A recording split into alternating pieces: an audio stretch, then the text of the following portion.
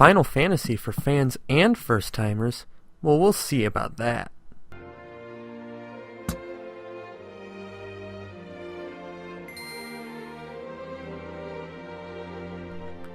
So, let's talk about Final Fantasy 15.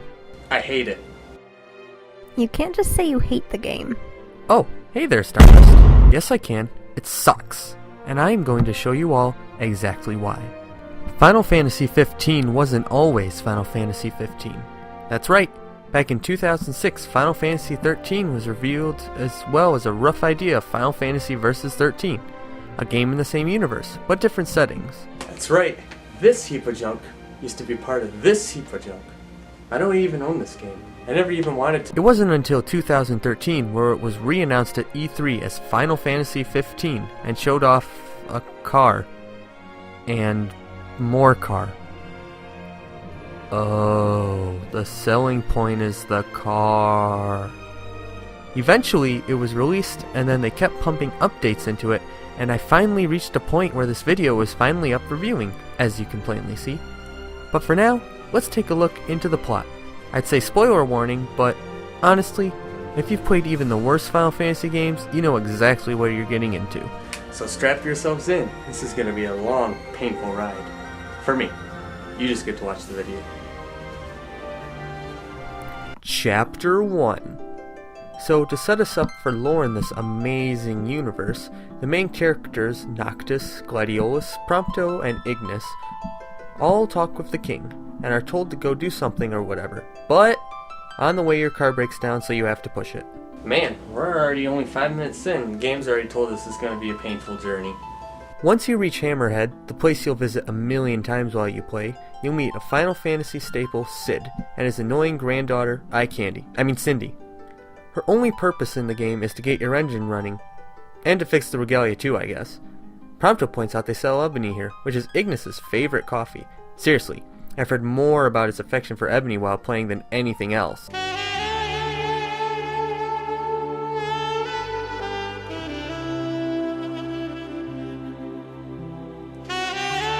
I think that must be their boy band name or something. Are you talking about Ebony? I love Ebony. I have all their albums. I've come up with a new recipe. Anyway, after that you have to go kill some monsters while the regalia is getting fixed, and go rescue someone named Dave, and watch a giant bird. It may seem like I'm not fully explaining what's going on, but trust me when I say the game does that itself, and if anything important actually decides to happen, I'll let you know. Once you return to Hammerhead, Eye Candy will ask you to deliver a package. The only answer is yes, so you head off to the Longwith rest area. After delivering the package, Umbra shows up. Yet another person we're supposed to instantly know who they are, but based on his appearance, I'd say he's a good boy. And then you watch a pointless flashback about Noct's bride-to-be. By the way, Noct's gonna marry the Oracle as a peace agreement between the two warring nations. But if you've played enough Final Fantasy, you know the nation known as the Empire is gonna do something evil. So you drive to Golden Key, and a mysterious man says the boats to the island aren't coming. You need to get to the island to get married. So you go check yourself, meet Dino, and do another pointless quest where you run into the giant bird again. And then it leaves and you never see it again. Just like the other important characters of this game. You return to Dino, who says he'll get you on a boat to the island tomorrow, so you go sleep. While you sleep, though, back in Insomnia, surprise! The Empire attacks and takes the Crown City in the night, killing Regis the King. Upon waking, your group discusses what happened, and then you go see for yourself. You drive a bit, fight a bit, and then see the cities destroyed. Then someone named Core calls, and then you go back to Hammerhead. This is the second longest chapter in the game. They all get shorter and more boring from here, so buckle up! Chapter 2. You return to Hammerhead to learn that Core left. Cid says some pointless information, so you leave for the Prairie Outpost. Monica meets you there, another person you should know, but don't, and says Core went to the tomb. So you go to the tomb, meet with Core. Core says stuff about being a king, and Noct whines like a little baby, which he'll do for the rest of the game. It's very annoying. And then you go off to the next tomb. You do a short pointless dungeon and arrive at the tomb. Then you warp to the entrance and leave. Core calls you when you leave about another military base. So you head out and meet Monica again, and eventually you meet up. Noct goes with Core, while the rest of Ebony heads off a different way. So you fight some enemies, meet up with the boys, and fight a giant robot piloted by someone named Loki. I don't know if he was someone you're supposed to know or not, but you kill him and he explodes. Then you head off on your grand adventure into Duske. Chapter 3. You get a call from Iris about being in the Stalem, and Overworld finally becomes a thing, but we'll discuss that later. In the Stalem, you trip out about a wacky vision, then go on a date with Iris. After the date with Iris, Talcott, the small squishy boy, who's also probably not going to be important, tells you about a legend of a sword in a waterfall. So you go off because it's probably a tomb and you're collecting weapons. So you drive there, go through another dungeon, fight a boss, then get a weapon. After that, you have another vision, then go to the hotel where you have another vision. Then you speak with the mystery man, whose name is apparently Arden. And he has great taste in cars. I mean, just look at it. Look at it looks like these cars. Good. Then you head off to the crater. Chapter 4. You're not explaining the story very well. You're making it sound like it's really bad. Oh, it's really bad. I'm just skipping the not-important details, and if they really want to know the story, then they can waste their money on this game and play it themselves, and probably like it, because everyone I know thinks it's the greatest game ever. I like the chocobos. I haven't talked about those yet, shut up! So you start this chapter by following Arden to the disc. Keep up with Arden or the game will end? Fascinating. Once you've followed him enough, you get to do another dungeon, then Titan shows up and everything gets crazy and you get separated, then the Imperials show up and fight some lasers and it's all crazy and then it's over. Chapter 5. After the disc incident, you follow Umbra into the woods where you run into Gentiana. Who? Then she tells you to go prove your worth to Rama. However, your car's been stolen, so... Finally, something fun is happening! In order to ride the chocobos, making traveling actually interesting and not just a series of loading screens, you'll have to head to Wiz's chocobo post. Once there, you're required to do a hunt to use them. I'll explain later. So you take down a behemoth and then you can use the chocobos. Riding the chocobos allow you to traverse any part of the world that isn't a road faster than before. And not only that, it's fun. At least more fun than holding R2. Whoopee. As you and your chocobo travel together, your chocobo will level up, making it faster, fly longer, and have more stamina. It'll even learn moves to help you in combat while you have one rented. You can also race your chocobo to gain medals, and you can even customize your chocobos. I made mine the 4 sword colors because I love me some Zelda. Hey, Les! We must regroup! Right here! Once you've gotten your chocobo, you can head off to the first runestone. After touching it in a cutscene, you have to go to the second one. Wash, rinse, repeat until you can finally enter the dungeon. Do the dungeon, fight a creepy Nagi, and then touch a stone and gain Rama's power. Now here's where things get really weird. Cindy says where the Regalia is. Who was that? Cindy. What? You can't talk to her like that. Yeah, I can. I just did. So you observe the outpost until night. Then you play some... Wait, am I playing Metal Gear? Is this really happening? Does this game not know what it is? After a bit, you solid snake your way to the Regalia and... Metal Gear! Gotta fight our way to the center of the base. Another Metal Gear? Just summon Rama to dispose of them. It's much easier. However, the summons aren't always scripted. Sometimes they're random. After destroying the base, you return to the Regalia and... Brother! Who's this guy? Oh, it's Ravis. Well, he just talks crap and Arden showed up and blah blah blah, plot convenience. Ravis Nox Fleuret, first son of Tenebrae, and elder brother to Lady Luna Freya. Oh, I was just making a joke about that whole Metal Gear thing, but that's just sad. So after all that, you have to meet up with Iris back in the Stalin. Chapter 6. So Iris parties in your cars with you while you drive to Cape King. However, you get sidetracked by wanting to be in an actually good game, so you play more Metal Gear. But this time you're tracking someone instead of just sneaking around. After you incapacitate the guy you're tracking... I don't remember his name honestly, because he's not important. You have to fight enemies and robots. After which something interesting actually happens when you try to leave. A Dragoon shows up and you have an epic battle, except it's not all that epic and you just hold circle and square. Yay! After a minute you beat her and then leave to continue going to Cape Came. Once there, you realize everyone there you didn't care about the whole game and Sid are all hanging out.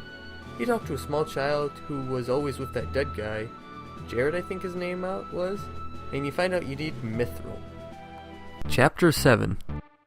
After a few days you leave without Gladio, because he's not strong or whatever. So you go to the Vesper Pools and then Arden's there, so you follow him and meet up with Ariana, who joins your party.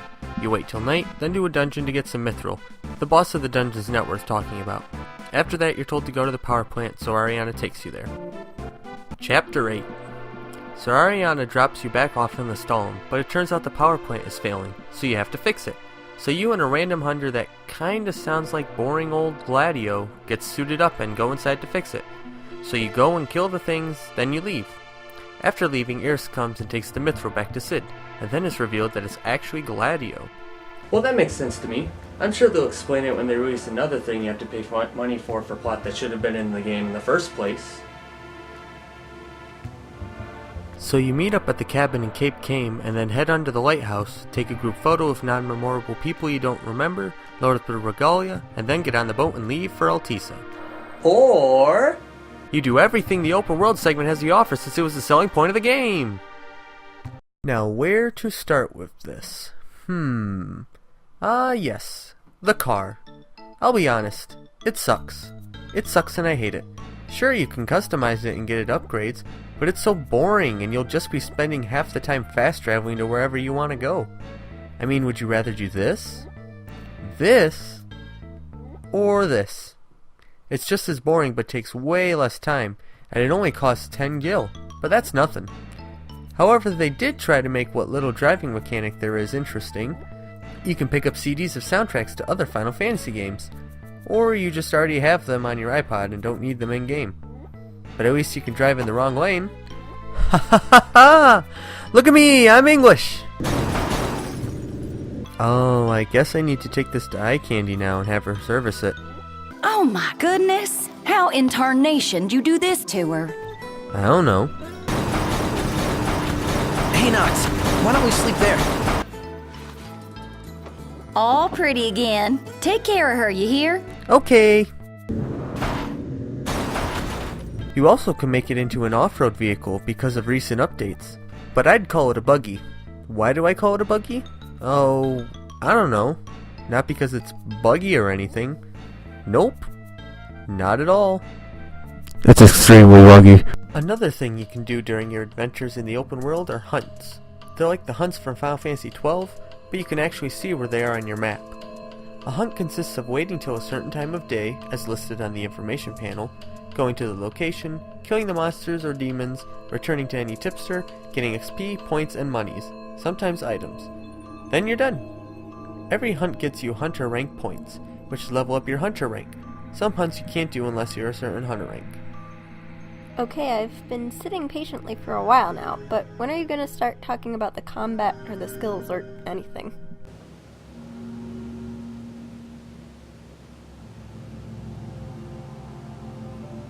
So let's start by talking about the environment. It's big and beautiful. There's something to do wherever you go, and if you see anything, you can go to it.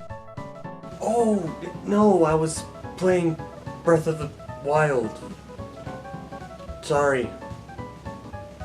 How to describe it in Final Fantasy 15? It's big and empty. Like more empty and pointless than a museum in Animal Crossing that you don't ever donate anything to. It's not necessary and just wastes time. The end. The combat in this game, it may look impressive, but it's very simple and not fun or challenging at all. Imagine it's like a good action RPG, but instead of mashing buttons to perform combos best suited for what/how many of what you're fighting, you just do this. Fascinating. Anyway, there are several different kinds of weapons you can use. Swords, polearms, great swords, daggers, shields, firearms, machines, and royal arms, each with their own pros and cons. Except swords, but we'll get to that later. The polearms are fast and allow aerial maneuverability. The daggers are high DPS, but low damage. Firearms suck. Don't use them. Aw, that gun looks cooler. Well, it is, because it's a machine. They do things. I like the saw. Great swords are slow, but do high damage and are more likely to break appendages, like in Monster Hunter. Shields decrease bolt damage majorly and make you feel like Goofy, and swords are the best. You should only use swords because the ultimate weapon is super easy to get, and you'll never need another weapon besides it. There's also spells you can make: fire, ice, and lightning. The basics. You can make them stronger or add different catalysts for different effects. Each member of Ebony can only equip certain weapons. Gladio can only equip great swords and a shield, but he can use them at the same time. Somehow. Ignis equips polearms and daggers, Prompto uses firearms and machinery, and Noct can use everything! Except you only get use out of polearms and swords, because his skill tree only makes swords and polearms more useful, as I'll explain right now. You have a progression skill tree, kinda like in Skyrim, where each tree has its own unique perks. The different trees are magic, recovery, techniques, combat, teamwork, stats, exploration, royal arms, and wait mode. The combat tree only works for Noct, and the air step abilities only work for swords and polearms, and so Noct only needs those so he can be broken and do stuff like this, making everything else worthless for him to equip. Also, gaining AP by driving a car. Along with the Ascension skills, each character has their own personal skills you can level up to a maximum level of 10. Gladio's skill is Survival. It allows him to find items during and after battles. The higher his skill, the better of items. You gain levels in his skill by walking. Yep, walking. Prompto's skill is Photography. He's pretty much the only paparazzi Ebony gets. He takes pictures of the group doing literally everything.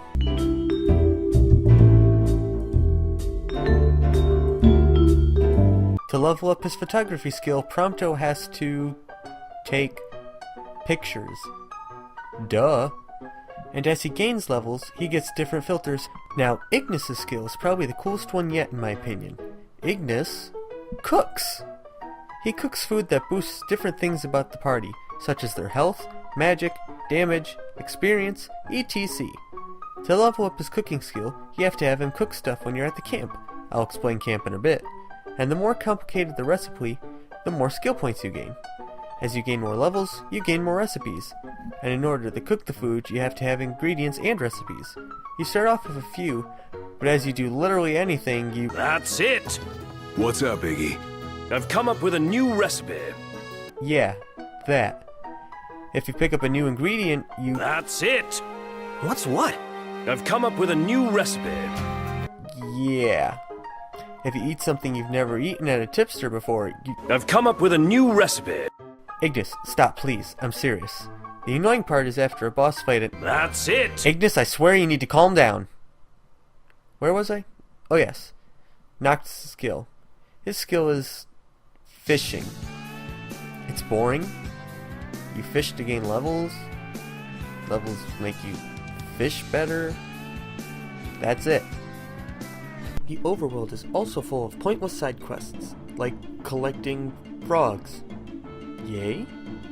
You also can do dungeons all over the Overworld, usually ending with you getting another Royal Arms for your armature to use.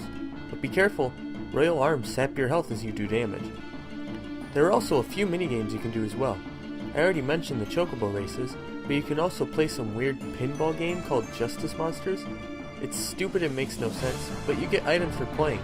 They're not really worth it though. Once you reach Altisa, you can partake in arena matches, but you don't fight in them. You just bet on which monsters you think will win, and then you lose. A lot. These minigames in this game suck. After you've had your fill of adventuring for the day, you can make camp. Making camp is very important to this game. At camp you add up all your XP and level up. The only other places to do this are hotels or at the end of every chapter. All hotels do are give you an XP multiplier, but Ignis doesn't get to cook a recipe, and we all know how much he loves that. Anyway, Ignis then makes you a foodie of your choice. The hearts mean that it's that character's favorite food. You tally up your XP, gain levels, tally up your skills, then Prompto lets you pick what pictures he took that day and save the ones you like. Then you wake up and are able to... Wait, what is that? That thing. That little thing. Right there. Coleman? Coleman? Is this game sponsored by Coleman? What about the cup noodle truck? What? Yep, there's a cup noodle truck in Final Fantasy 15. And what does it do? It sells cup noodles, of course! And cup noodles are an ingredient, so— I've come up with a new recipe. No, Ignis, shut up. You know what? You didn't come up with a recipe. Cup noodles have the recipe on them. It's so easy I could make them.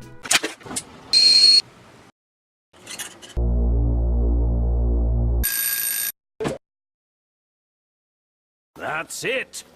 I've come up with a new recipe. You know what? I'm done. Let's just go back to that thing they call a storyline. Chapter 9. You waste 8 minutes sailing on a boat while Ebony has boring banter that has nothing to do with the plot. Well, at least we're not driving the regalia for once. Then you walk around, do a quest about Lady Luna's wedding dress, do some hunts, politics, then you go meet the Leviathan. Now, rather than show you this scene from the game's point of view, I'll show you it from the controller's point of view. Riveting. Next chapter! Chapter 10. Ebony has boy band infighting. Probably about who's the pretty one. It's Ignis. Also, Ignis is blind somehow? Question mark? I'm sure Square Enix will make a game called Final Fantasy Coded that explains it. Then you get to walk around a train. Fun. And then you arrive at a quarry mine thing that has a tomb apparently. You then have the option to take or leave Ignis. Well, I can't break up the band. Let's take Ignis. So once you're in the mine— Is it too much to ask the royal procession sticks together? Oh, okay, right. He's blind. So anyway, once you're in the quarry, you run around activating generators, and eventually Ignis finds his way back to you at the tomb. But there's a Malboro, and yes, it uses bad breath. It's canonical. Anyway, you throw fire at it and it doesn't die, so you're told to regroup. Once you regroup, Ignis throws fire at it and it dies. It's stupid and unnecessary. Then you grave the rob and get back on the train. Chapter 11. So back on the train, you exchange more useless dialogue, and then Arden all of a sudden appears, somehow. So you chase him, you exchange dry dialogue, and then you and Prompto fight some stuff in the train, fight some stuff outside the train, and fight even more stuff above the train. Then Arden and Prompto fall off the train. Next chapter. Chapter 12. You wake up on top of a train, fight more demons, the Leviathan shows up and wrecks everything, then you run into Ariana, who says nothing important. Then you meet Antilles and Darklighter, talk to an old lady, have a useless flashback, then get back on the train. You then wander around apathetically until you have to fight more monsters. Then you learn Gentiana's actually Shiva the Glacian. You kill Arden, but then it turns out he's immortal or something. Chapter 13. This chapter sucks. Chapter 14. Wait, I wasn't finished. Chapter 13 again. Okay, so this is the longest and by far the worst chapter of the game. First the train stops, then you learn your weapons don't work, so you have to run away from everything. Then you get on the regalia, drive down the tracks while being shot at, which honestly is the only cool part about the car. Then the car explodes. Hooray! Everyone's sad it's broken. Who cares? Then you get separated from Ignis and Gladio. In a patch they supposedly fixed Chapter 13, which makes it so now you have a choice to go with Gladio and Ignis instead of Noct. However, since we're supposed to be Noct throughout the whole game, I followed him. You then run away from more monsters until Noct stops being a little whiny baby and finally puts on the Ring of Lucille, giving him new powerful spells like Death, Holy, and the most OP thing in the whole game, Alterna, which insta-kills everything inside of it, up to 4 enemies. Now here comes the worst part. You have to run around the stupid tower upgrading your keycard in order to reach more and more places. And you do that for way too long until eventually your friends all meet up, rescue Prompto and— So, MTs, they've got those code prints. Just like I do. Do they? Never looked. Yeah. So, as it turns out, I'm one of them. So you're saying you're an MT, a plasmodia-based biological weapon that can't stand light so it always has to wear lightproof armor? You know, MTs? The robotic things that you can cut their arms and head off and they still fight? You know, you're one of those? Well, that makes sense to me. I'm sure they'll explain it when they release their newest game, Final Fantasy 15.8.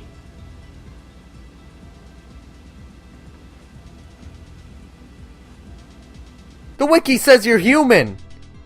After that, you fight some stuff that you have to run away from. Again, confront Arden, where he tells you he's been planning this forever, or something badly written like that. Then you get eaten by a crystal. Some pointless plot then happens with Bahamut, and it fades out. Chapter 14 for real. You then awaken after who knows how long, and you is old. Luckily, Umbra is there, cause he's a good boy, and you sail all the way back to Golden Key, and everything is in complete ruin. There's no people, it's dark, and there's demons everywhere. You have to fight demon after demon, and there's also a demon wall preventing you from taking shortcuts, and it makes the game drag on so much longer than you would want it to. Eventually, when you reach the road, a truck picks you up. I don't know who's driving it, someone named Talcott, but apparently they're a big deal. Eventually you reach Hammerhead, but not after long, boring, pointless driving and talking, and you've learned it's been 10 years since you were om-nom-nom by the crystal, and that— Oh, Talcott's the Cactuar kid. The one whose one person died. James. Jacob. John. Jared? everything's in shambles. Demons are more plentiful than before, civilizations are struggling to survive, but hey, conveniently the rest of Ebony is okay, and they've changed so much. Gladio's more hair, Ignis got new shades, and I guess Pronto's changed too? I don't know. So then you have one last meal and head out to finish your destiny. Or at least it would seem like that if it was more clear about anything like, oh, I don't know, what happened the last 10 years or anything. But you know what, this is fine. I'll just pay anything to make this convoluted plot make sense. Take my money. Just take my money. I'll do anything for this. Just give... I need all of this. This, all of this. Every single one of this. I just need the plot to just make all the sense. I just need it.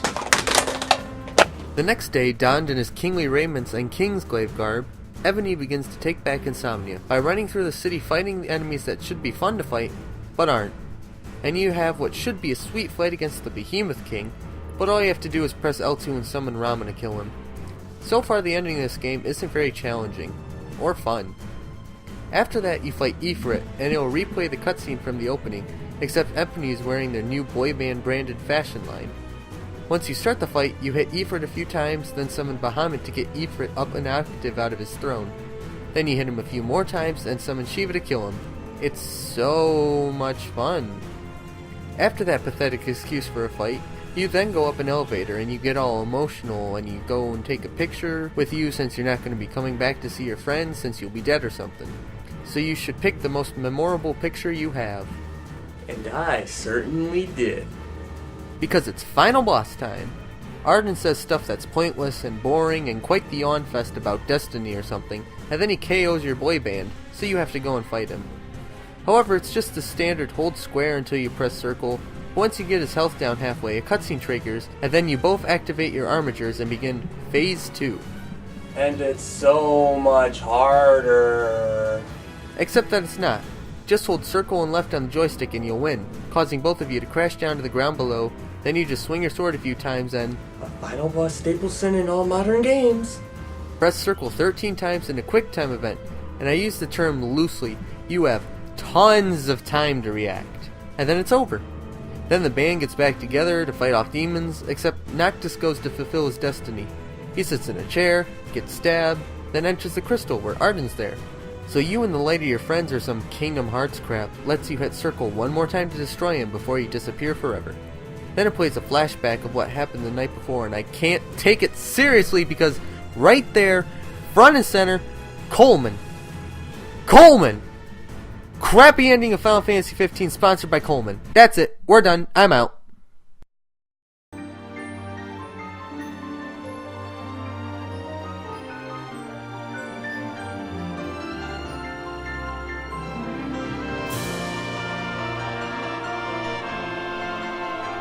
I picked a great picture.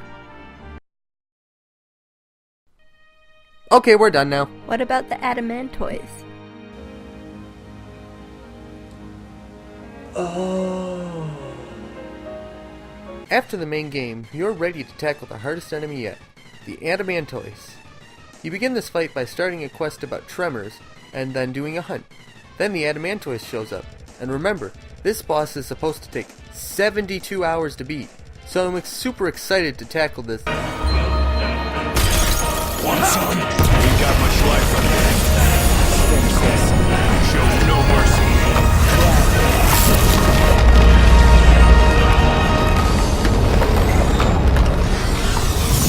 That's it. I'm done. I've had it. I'm going to go join Galoof, Tell, and the attempted Cells because I'm done with this. I got the stupid platinum trophy and was it worth it? No! Metal Gear Solid 5? Worth it. The Witness? Worth it. Dark Souls 2? Worth it. Bloodborne? Oh, you know it was worth it. But this was just a waste of my time. 70 plus hours of my time.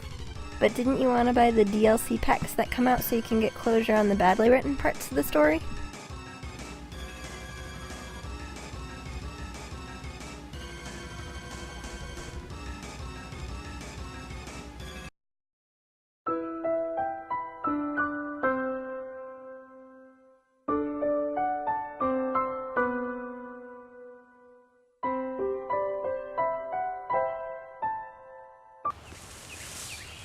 That's it! I've come up with a new recipe.